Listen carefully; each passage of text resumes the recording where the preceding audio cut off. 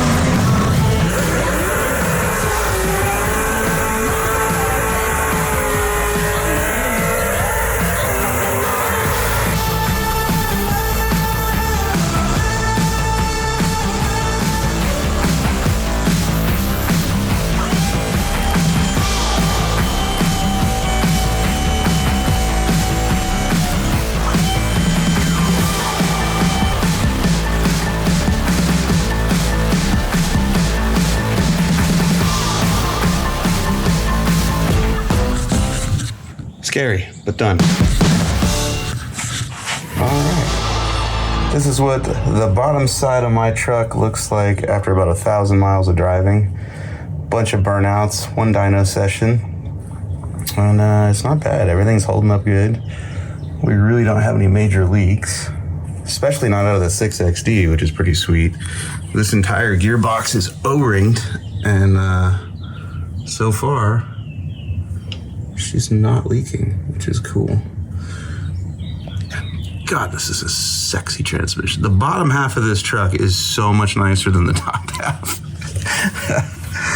Oh, I tell you what. So today's goal is get the crossmember out, get the gearbox off the bell housing. We're gonna put the gearbox up on the table. Rick Lambert is gonna be here pretty soon. We're going to change out a cluster of gears and basically going to give it a little more overdrive for the highway. Because right now, when you go down the highway, it's turning a lot of RPM. Like 65 miles an hour is about 2,700 RPM, and this thing is loud. The other reason it's coming out, and this is the big reason, is something went wrong with the clutch or the throwout bearing. And my suspicion is that I didn't have enough air gap between the throwout bearing and the fingers of the diaphragm. And so as the clutch wore, the throwout bearing wasn't fully releasing. And so that last time I tried to do a 3rd-gear burnout, it just said goodbye clutch. So, but we're in luck because my friend Geoff Gerko from Mantic is coming today with parts and a keen eye for detective work. So we're gonna figure out what happened and fixed everything today.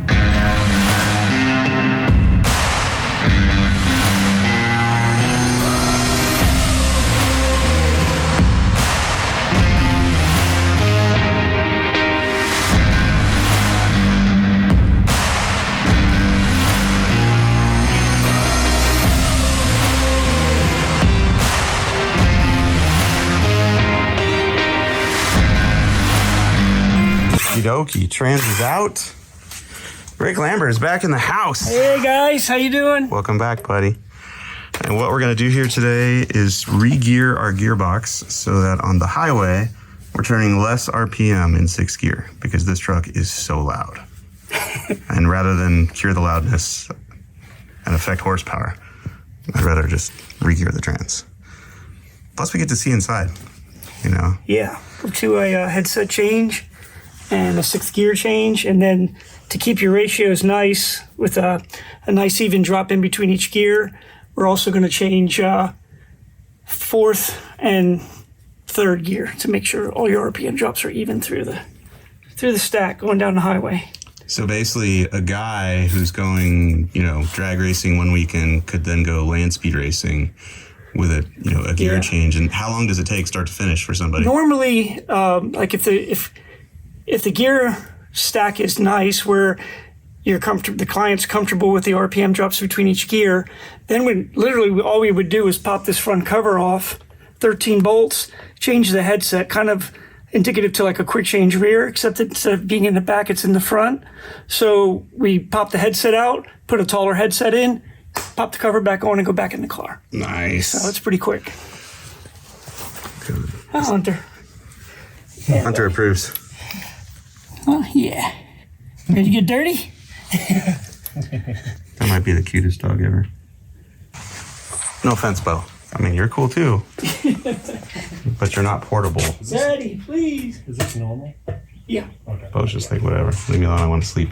Now that we have the front cover off, we'll change this headset, and we're going to go from a 109 ratio to a 1.00, which will give you your softer RPM at 65 mile an hour going down the highway. We're going to go from basically 2,600 something RPMs at 60 miles an hour down to 1,900 by putting this taller set in.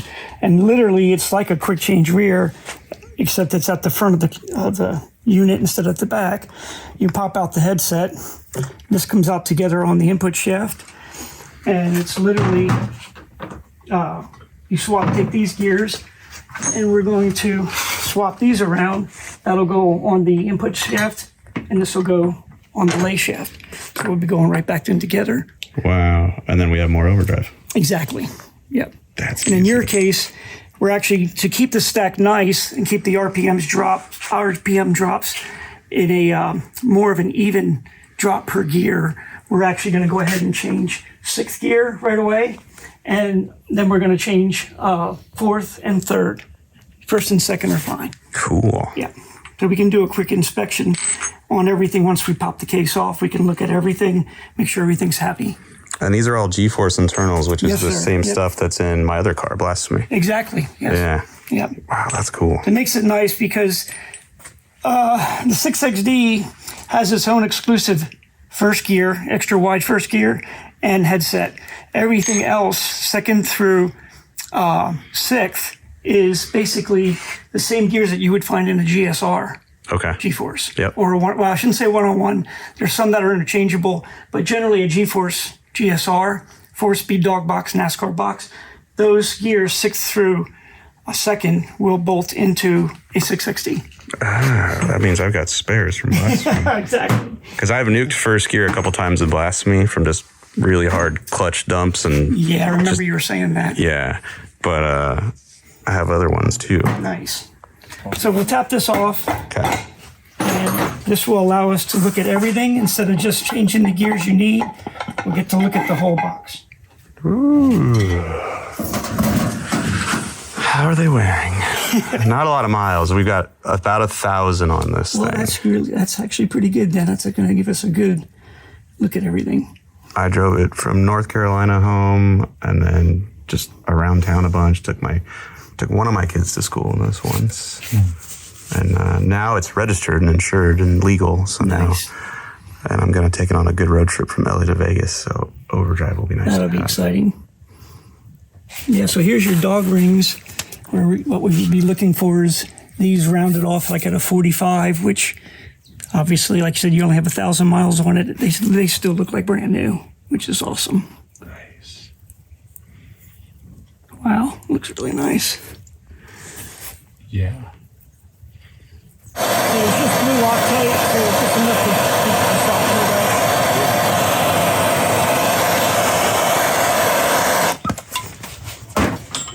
There. To make sure the hex is all the way in there. So we don't have anything trying to round out. Wow. Okay. Should be. There we go. It's the I'm not asking bar.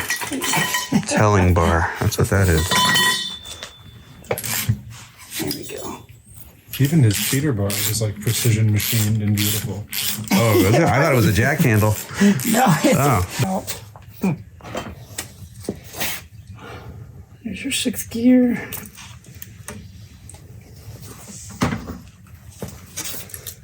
Here's sleeve.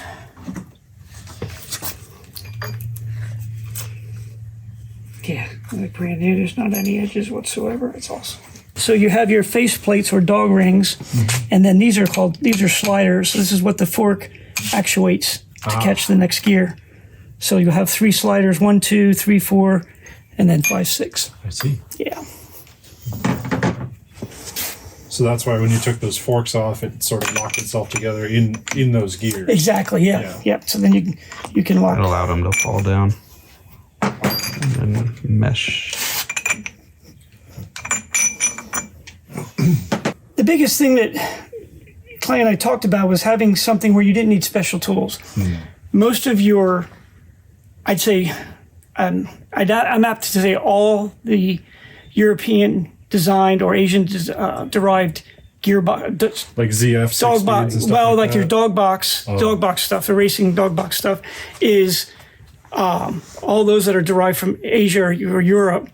A lot of them have gears that are pressed on the shaft. Oh, and Which makes it tough. You're at the track and you got to swap gears around. You got to have a press to press stuff on and off. You know, it makes it really difficult. All the associated. With G-Force making everything, it was the whole principle was let's keep it as simple as possible. Yeah. As least amount of parts, and have it so where you don't need special tools at the track. This is totally wrenches, picnic table service. some Allen bits, and you're ready to rock. Yep. Yeah. So this is your headset, and then this is 6th gear, 5th gear, 4th, and 3rd. So the replacement gears we're going to go with to get you your low RPM and cruisers is the taller headset, a different 6th gear, so the jump isn't too big on the RPM split. 5th will remain the same, and then 4th and 3rd we're changing. Okay. 2nd and 1st stay in the box. Yeah, yep. Those have a perfect drop, so we don't need to change it. So we're going to go from this headset. You have an Aero 109 to a 100, and like I said, 1st gear stay the same, 2nd the same. They have a perfect RPM drop. So we're just going to change your 3rd and your 4th. 5th is good, and then 6th gear. Beautiful. And then now we already have the build sheet. When I go back, this will go into the folder, and then we'll know exactly what you have from here on out. How are we looking? The patterns look awesome. There's no scuffing, either on the load side or the coast side. Everything it's all bedded in really nice. Cool. No scuffing whatsoever. So that's. I'm going to take your advice and add the oil cooler anyway. I would. Yeah, I would definitely still do that. Those long highway drives. Bearings. So we are almost back together. Yep. Barrel.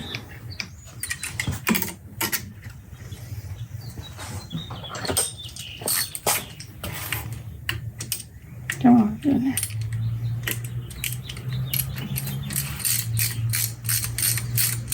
So what I'm doing on yours, we're taking out the original Gen 1 shoulder bolts, Okay. which are basically in with blue Loctite, is what we do. So what we did learn over the past 3 years is that guys that are rebuilding them at the track or they're in a rush, if they don't get the threads clean and there's oil on it, the Loctite never goes off. So we've found some where these will start to back out. Not all the way, but when you go to take it apart to do your service work, they're not tight. Okay. So now what we now do a threaded shoulder bolt, and we safety wire it. So okay. if they don't get the threads clean, you're still at the safety wire racing aspect. Cool. Yeah. Just little upgrades like that to keep people from getting themselves in trouble or forgetting to do something, that type of thing.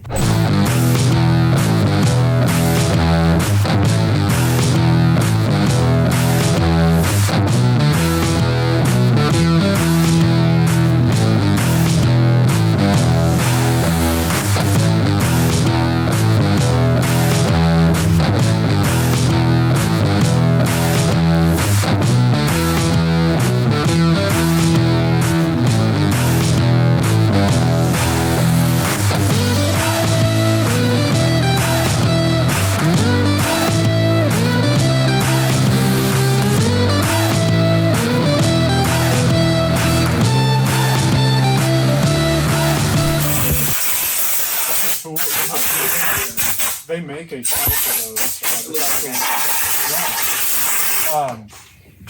Done? 10. Dude, it looks great. Just gotta Okay. do a final spray on it, and that's it. And now on to part 2. Detective work with Mr. Gerko from Mantic Clutch. That's right. Who was kind enough to bring parts to possibly replace parts we don't know Roll the dice. for sure are Roll the broken. dice. It makes an interesting noise when you let the clutch out now. That's what we like to hear. And it has 0 grip. I blame myself. No. No, I didn't. In looking at strict video footage, Yes. I don't think you really did anything that should have caused a failure, but we'll find out soon enough. Now, there's something you don't ever hear from a manufacturer. It's usually the Yeah, opposite. So we're going to go under there and pull the bell housing and then just start playing detective.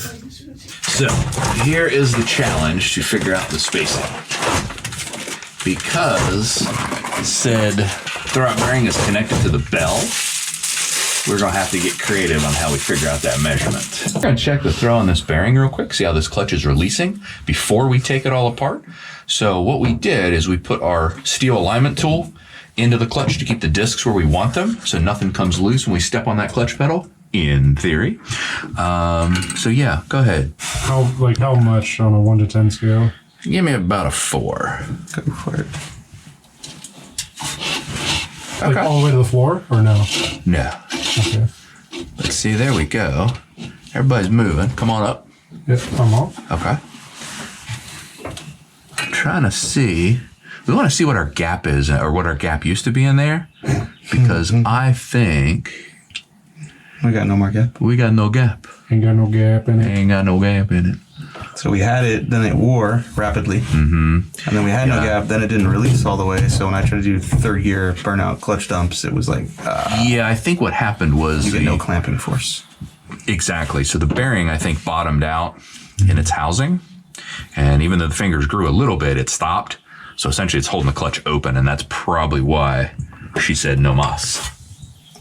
And then it just like machined the friction material right off the surface. Oh, yeah. Wiped her clean. Probably glazed the flywheel. And Yeah, probably made a mess. Give me about half throw. This is about half. A little more. A little more. There we go. I know we've just met, but stroke it a couple times for me. Okay. Okay. That's all of it, actually. Yeah, so the challenge is going to be we need to figure out what our air gap is going to be here. Mm-hmm. And I think we're in luck. I think we can remove a couple spacers from here, shorten that up, get us a little more air gap, a little more clearance, and that way, next time we do 12th gear burnouts, she'll be perfectly fine. you heard him say it was perfectly fine for me to do that. I did. Okay. That's a lot of clutch nuts. A little juicy, Hey now. but the bearing looks good. We're going to go ahead and measure the finger height on the clutch just to see if my suspicions are correct. I'll get you a straight edge and some caliper. But yeah, see, our bearing is just, it is buried. It cannot go back any further, and it was already touching the finger. So I think it was holding the clutch fingers partially depressed. So.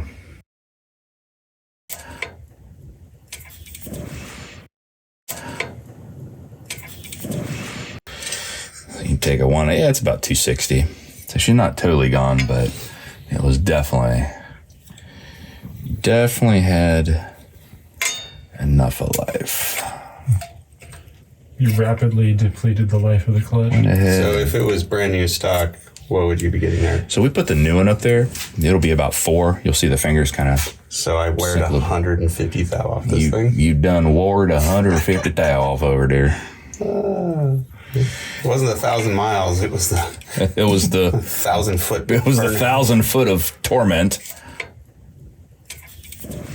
Yeah, they're all good and even. So yeah, she just got kind of wore out there. All right, let's get us a 13 mil. Yeah. All right, let's see what we got here. Ooh, she's trying to come off of there. Well, we got some different shades of blue. Blue is heat. Blue is usually my favorite color, but not like this. That took some temperature. That took a little temperature there. Oh, yeah, look at that. Whoa. That's pretty special right there. That is warm, buttery. Dang. That is, look at that, Mike. That is exquisitely Smeared well it, done. dude. Yeah, you did. Yeah. Well, that's probably when it was making all the sparks, was probably that stuff. Getting down to the rivets. Essentially, it's actually not down to the rivets. Oh, that one's.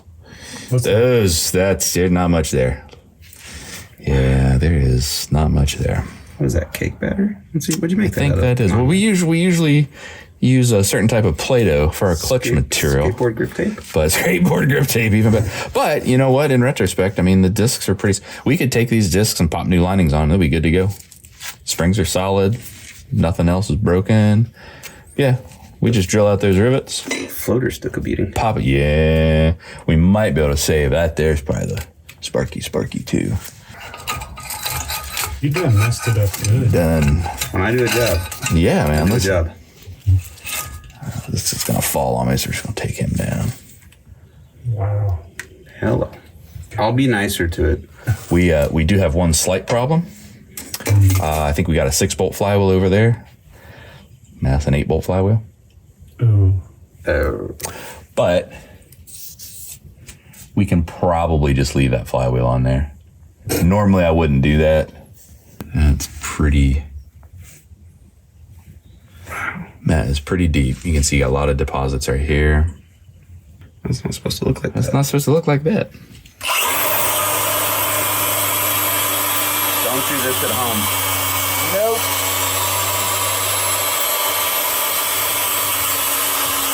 We're only doing this because we don't have another flywheel. Don't do this at home. Yeah, for everybody watching at home, this is not how we like to do this.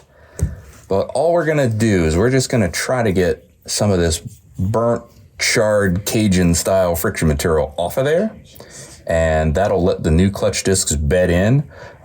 We're just gonna be careful. We don't have a whole lot of ridges or any real high spots, so I think it's gonna work smooth enough. Definitely worth the shot to try to get us going. But yeah, usually we'd like to get this off of here, regrind it fresh, make sure everything is true. But since we don't quite have that option, we're gonna make do with the best of what we got here.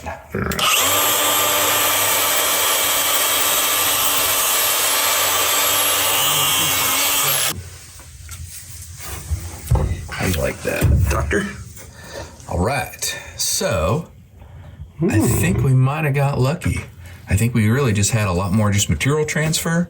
I do not think the surface was warped at all, which I'm not exactly sure how we pulled that off, but that doesn't look too bad. I'm willing to try that. Okay. I like this part because it looks like there's going to be candy in there. There could be candy. Be candy. Clutch candy. Clutch candy, not that other kind of candy. So if you buy a Mantic clutch, it comes in this cool case. It looks like a turntable. That's right. That's right. So still twin disc? Still a twin disc. Now we did something a little different. We're gonna actually run. Flip this around here. It's not blue.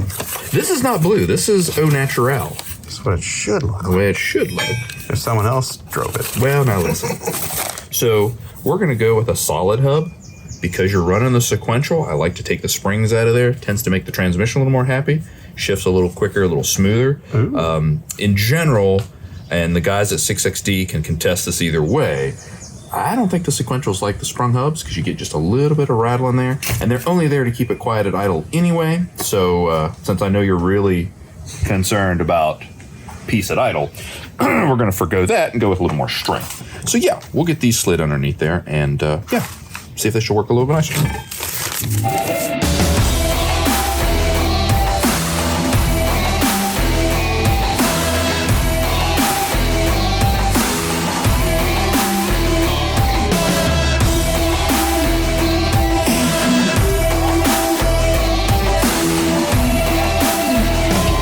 This is a big moment. I've never taken this out of the box. Gerko's the first one to get to use the new snap-on torque wrench, which works at all angles. Right. Let's see. Last 4 hours. Thank you, Doctor. Ooh, that is nice, Right? man. Look at that thing. Like I'm It's spoiled. gonna vibrate and beep, I think. Ooh. Well, let's just see what we get here. It's got little LEDs on it. It's like a shift light. See, there you There go. we go. It lights up when you approach, and green is when you hit your target. That is outstanding.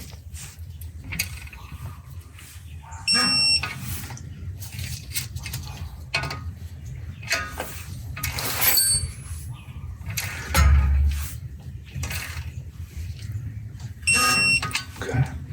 For all those waiting to leave in the comments below, no, I didn't quite go in the star pattern, but we were varied enough.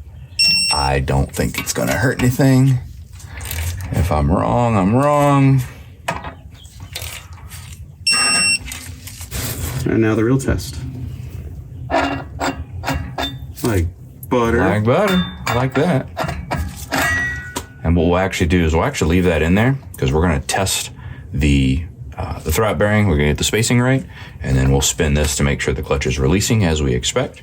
Let's take it out real quick. We'll do some measurements just to make sure our finger height is where we want it. Where are the implements of that? Ah, thank you. Let's see what we got here. Implements of measuring.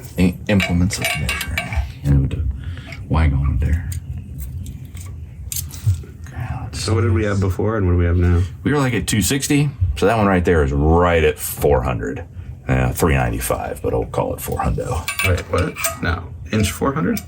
Well, so you gotta remember you've got an inch plus or minus of your straight edge.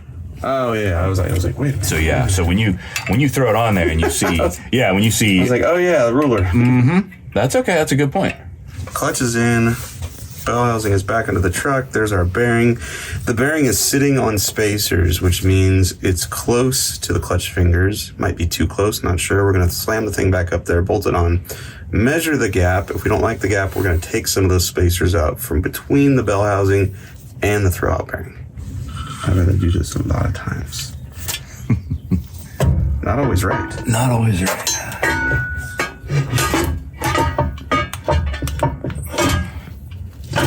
Okay. Where are the bolts? I got them here. You got 'em? It's that safety bolt we were talking about earlier. Now the trick here, because this is a little different, we gotta try to get in there and measure how much gap we have between the bearing. Feeler gauges? Yeah, if you had some feeler gauges, yeah, we could do that. Okay. That would be great, actually. Okay. So I would say, as big of a pain in the butt as this has been. So yeah, you got about Not enough. 100. We need more. We need a little more than that. Need 100 more. It'd be nice if we got 100 more.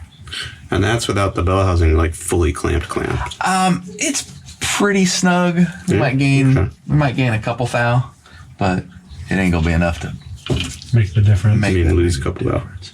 So Yes. I would say we can get about 50 thousandths lesser right there. Yep. Let me try one last thing. Let me make sure I'm not. That's pretty snug. All right.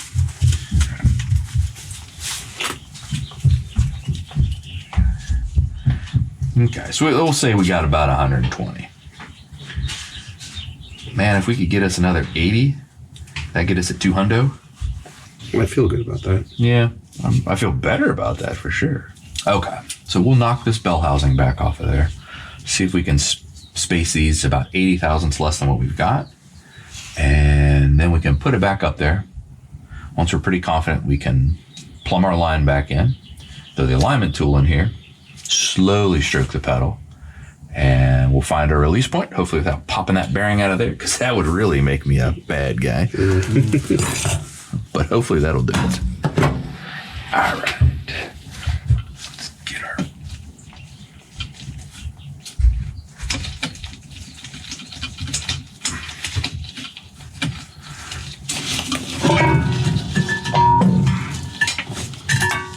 Didn't even nick the clutch. How you like them apples?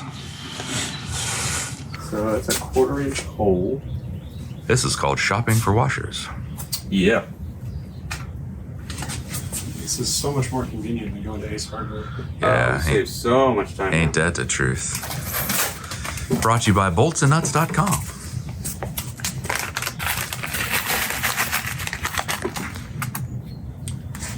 Okay, so we had 495. Each one of these is 55 thousandths. If we did 2 of those, that'll get us a little more than 100. Oh, wait a minute. You guys are trying to match the... I'm sorry.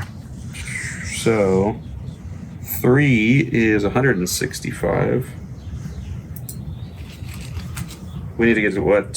So no, we had 395,000. So we need to get to 295, right? Yeah, we were making it about 80,000 shorter than what we had. All right, so 5 of these is 285,000. Sounds good enough. I think so. It's about 100,000 shorter than what we had. Okay, that should be all right. We need exactly 5 grade 8 boltsandnuts.com flat washers. Yeah, double check those guys. There'll be a little variance there, but I don't think it's going to be enough to matter for what we're doing. I may or may not know the guy that put together the clutch, and it should release a little earlier. So that'll keep us safe with our bearing. Famous last words. These are all going to be within about 1.5 thou, 2 thou. Yeah, that's pretty good. Really good, actually. Oh, yeah. 285. There we go. Right on. Nailed it. Those are some really good washers, actually. And when I run out, I just scan the QR code and they come back. That's pretty awesome. They refill.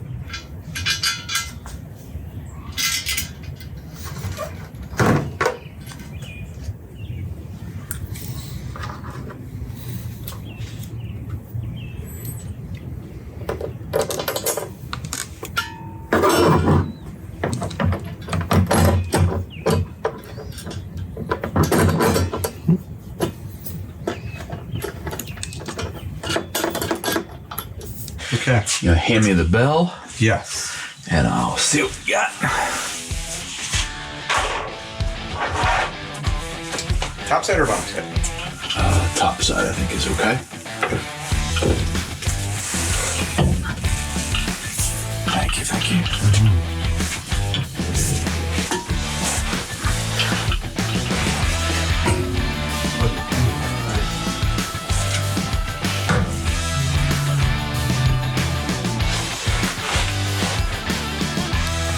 All right, there we go. It's back together. Drive shaft is in, transmission is back in, obviously the clutch is in. We need to reinstall the shifter, clean up some of the wiring. I'm lowering those TMI buckets because they're sitting up too high for me. And then after we road test and break the clutch in, this bad boy will go to California for an epic shootout versus David Freiburger's muscle truck. See you next time on Finnegan's Garage.